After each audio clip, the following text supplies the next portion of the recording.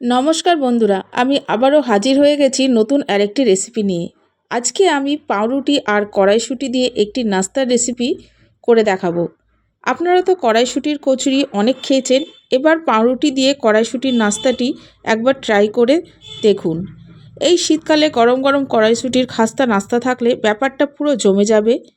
বন্ধুরা, আজ আমি যে পদ্ধতিতে এই নাস্তার রেসিপিটি করে দেখাবো সেটা যদি এইভাবেই তৈরি করেন তাহলে পুর বেরোবার কোনো সম্ভাবনা থাকবে না। আর এই নাস্তাটি খুবই খাস্তা ও মুখরোচক খেতে হবে। আশা করছি আজকের এই রেসিপিটি আপনাদের খুব ভালো লাগবে। ভালো লাগলে প্রথম থেকে শেষ পর্যন্ত দেখার অনুরোধ রইল।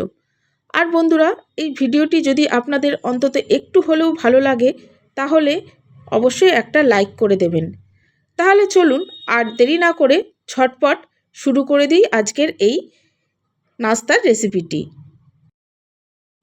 এই নাস্তার রেসিপিটি করার জন্য প্রথমে আমি 4 পিস পাউরুটি নিয়ে নিয়েছি। এই পাউরুটিগুলোকে আমি ছোট ছোট টুকরো করে কেটে নেব।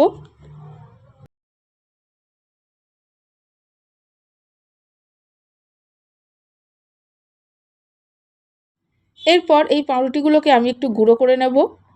বন্ধুরা দেখুন, আমি পাউরুটিগুলোকে গুঁড়ো করে নিয়েছি।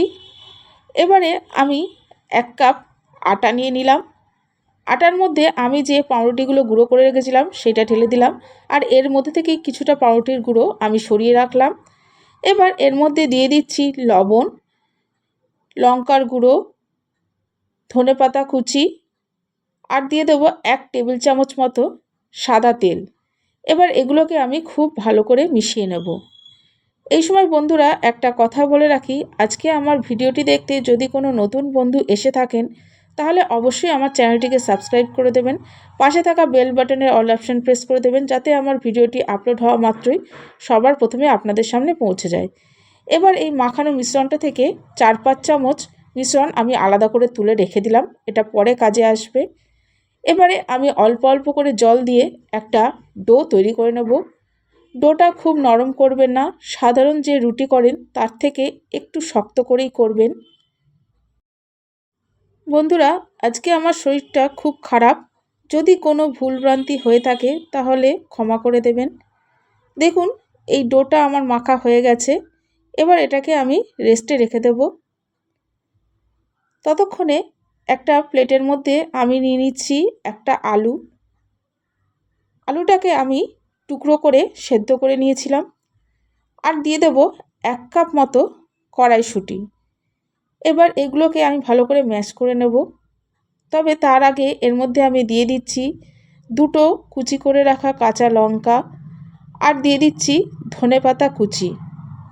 এবার একটা ম্যাশার দিয়ে ম্যাশ করে নেব। আপনাদের কাছে যদি ম্যাশার না থাকে তাহলে গ্লাসের পেছন দিক দিয়েও ম্যাশ করে নিতে পারেন।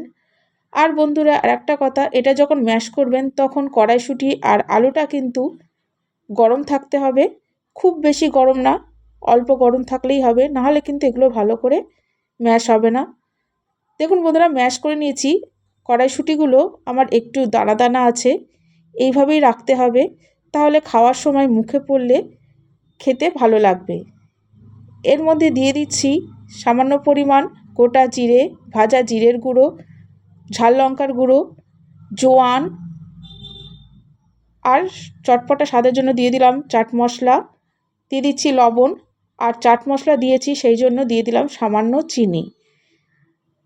এবার আমি যে পাউরুটির গুঁড়োটা আলাদা করে রেখেছিলাম সেইটা এখানে 3 চামচ মতো আমি দিয়ে দিচ্ছি।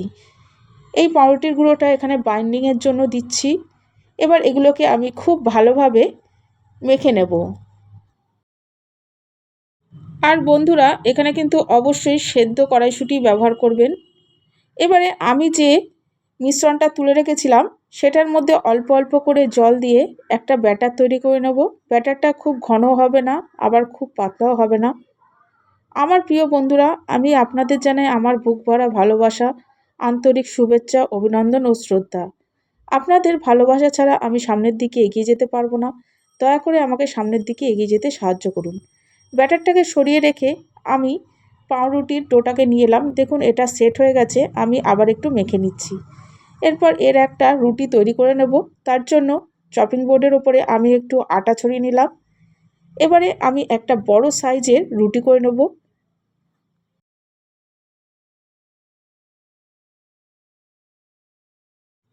বন্ধুরা, আজকের এই রেসিপিটি আপনাদের কেমন লাগলো সেটা অবশ্যই কমেন্টস বক্সে কমেন্টস করে জানাবেন।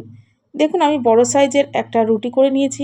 এবার আমি যে পুরটা তৈরি করে রেখেছিলাম সেটা আমি এই রুটির মধ্যে দিয়ে এবার হাত দিয়ে আমি ছড়িয়ে দিচ্ছি।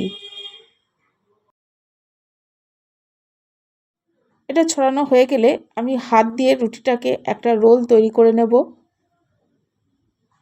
এরপর রোলটাকে আমি একটু ঘুরিয়ে নিচ্ছি যাতে করে পুরটা আমার চারদিকে ছড়িয়ে যায়, আর দুই দিকটা একটু মুড়ে দিচ্ছি যাতে পুরটা আমার দুই দিক দিয়ে বেরিয়ে না যায়।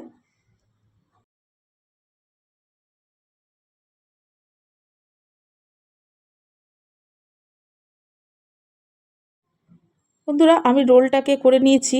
এবার একটা ছুরির সাহায্যে আমি এই রোলটাকে কেটে নেব। 2-1 ইঞ্চি বাদ দিয়ে দিয়ে কেটে নেব। আপনারা তো কড়াইশুঁটির কচুরি অনেক খেয়েছেন, এবার পাউরুটি দিয়ে এই কড়াইশুঁটির নাস্তাটা একবার অন্তত ট্রাই করুন।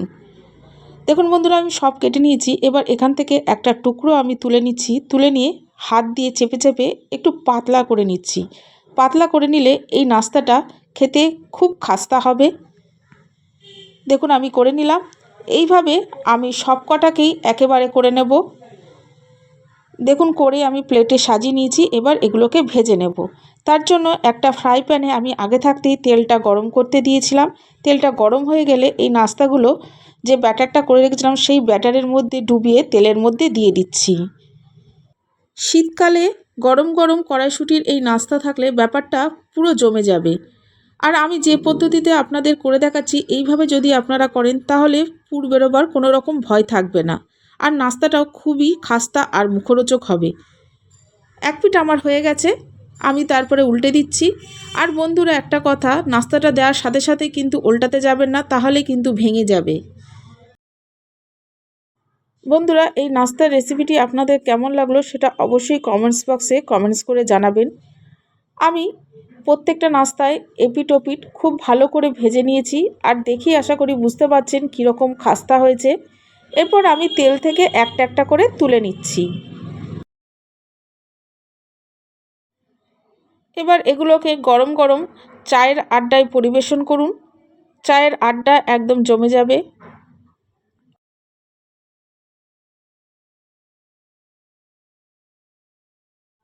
তাহলে বন্ধুরা আজ আসি, আবার দেখা হবে নেক্সট এপিসোডে নতুন কোনো রেসিপির সাথে। ততক্ষণ ভালো থাকবেন, সুস্থ থাকবেন।